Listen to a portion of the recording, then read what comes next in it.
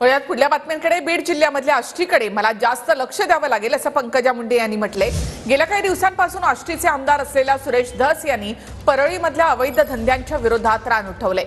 यावरून पंकजा मुंडेंनी धसांना टोला मारल्याची चर्चा आहे. आष्टीमध्ये मला सारखं यावं लागेल असंही धस म्हणाले.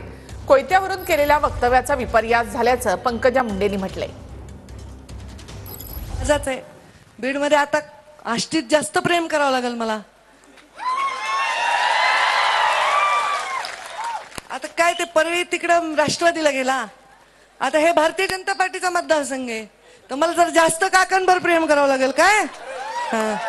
तर सारखं मला यावं लागेल. चालेल ना, देताल ना भाकरी भाजी काही.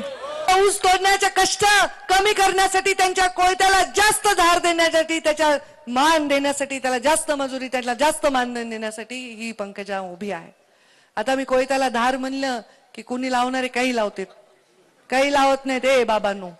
कोयत्याला धार हा एक वाक्प्रचार आहे, हा एक शब्द आहे, ही एक भावना आहे. लगेच पंकजाताई म्हणल्या कोयते घासून ठेवा. अरे ह्याच्यासाठी म्हणले होते कोयते घासून ठेवा, पण तोडायला जाऊ नका, मतदान करून जा. हाय काय हे लोक लगेच कोयते म्हणल्या तोडू बाबा. हाय का मी गुंड, म्हणजे गुंडाला गुंड आहे ते घालत नाही कोणा गुंडाला मी.